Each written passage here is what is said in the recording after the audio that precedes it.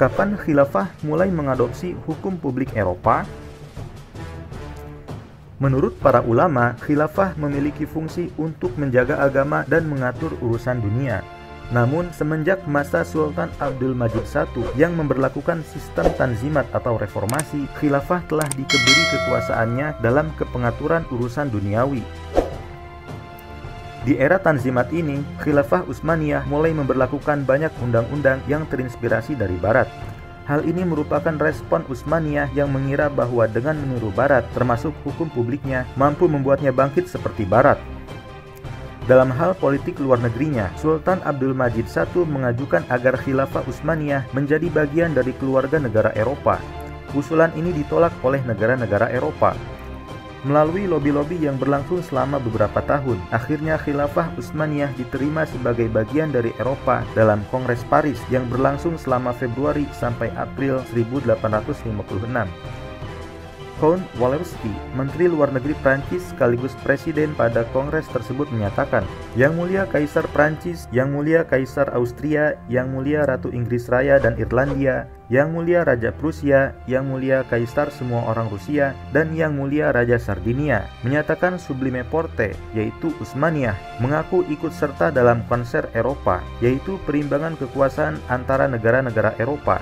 Yang Mulia harus masing-masing pihaknya menghormati kemerdekaan dan integritas teritorial Kekaisaran Utsmaniyah, menjamin kesamaan pengamatan ketat dari keterlibatan ini, dan akibatnya akan mempertimbangkan setiap tindakan atau peristiwa yang dilanggar sebagai masalah umum. Konvensi atau perjanjian yang disimpulkan di antara mereka dan Sublime Porte sekarang akan menjadi bagian dari hukum publik Eropa. Penerimaan Eropa atas khilafah Utsmaniyah sebagai bagian dari mereka mempunyai syarat yang berat, yaitu khilafah Utsmaniyah harus meninggalkan Islam sebagai dasar hubungan internasionalnya, dan sebagai gantinya harus menganut sejumlah hukum publik Eropa.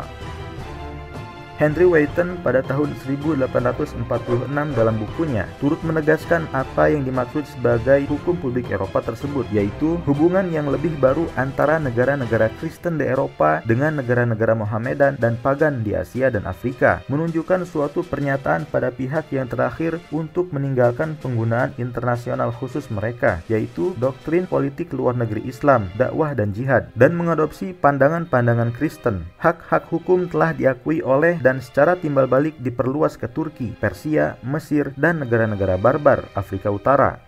Maka, semenjak khilafah Utsmaniyah mengadopsi hukum publik Eropa yang merupakan cikal bakal dari hukum internasional di masa modern ini, Istanbul tidak bisa lagi aktif dalam politik luar negeri, terutama dalam aspek ekspansi dan perlindungan militer terhadap dinasti muslim lain yang menyatakan tunduk kepada Istanbul atau vassal states.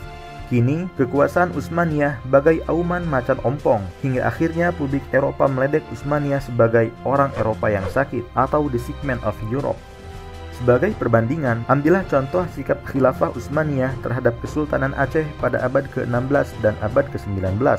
Sebagaimana yang dicatat dalam sebuah ferman di Muhimme Defterleri, yaitu publikasi berkala yang memuat informasi dari segala bentuk kebijakan dan pengumuman negara di era khilafah Utsmaniyah. Ini semacam stadsblad di era kolonial Belanda dan lembaran negara Republik Indonesia di masa kemerdekaan Republik Indonesia.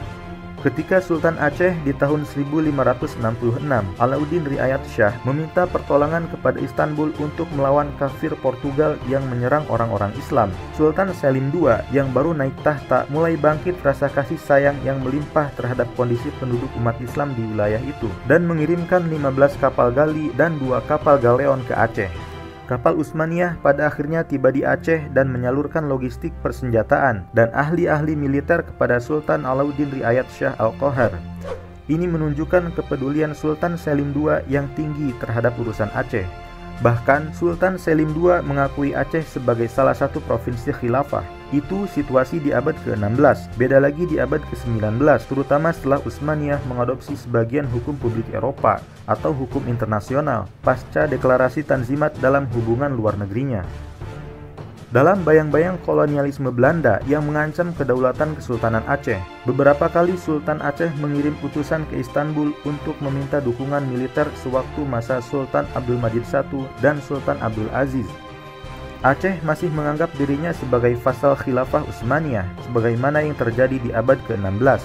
Namun, ketika permintaan bantuan itu sampai ke kantor Sadri Azam dan Kementerian Urusan Luar Negeri Khilafah, mereka menganggap urusan ini tidak memberi keuntungan bagi Utsmaniyah karena jarak yang begitu jauh menuju Aceh hanya membuang-buang tenaga. Selain itu, Istanbul juga khawatir jika permintaan Aceh ini diterima, maka akan mengganggu hubungan baik antara Utsmaniyah dengan Kerajaan Belanda dalam kerangka hukum internasional.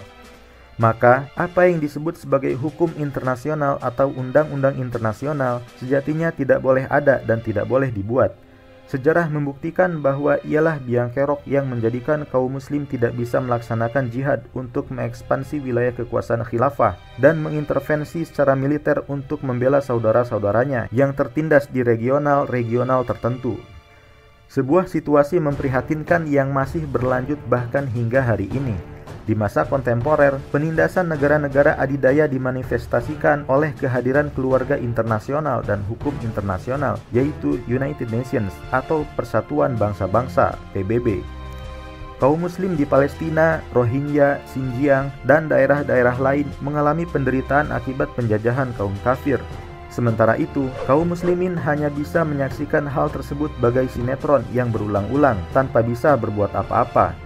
Mereka paham bahwa mereka wajib untuk membela saudaranya dengan jihad mengangkat senjata.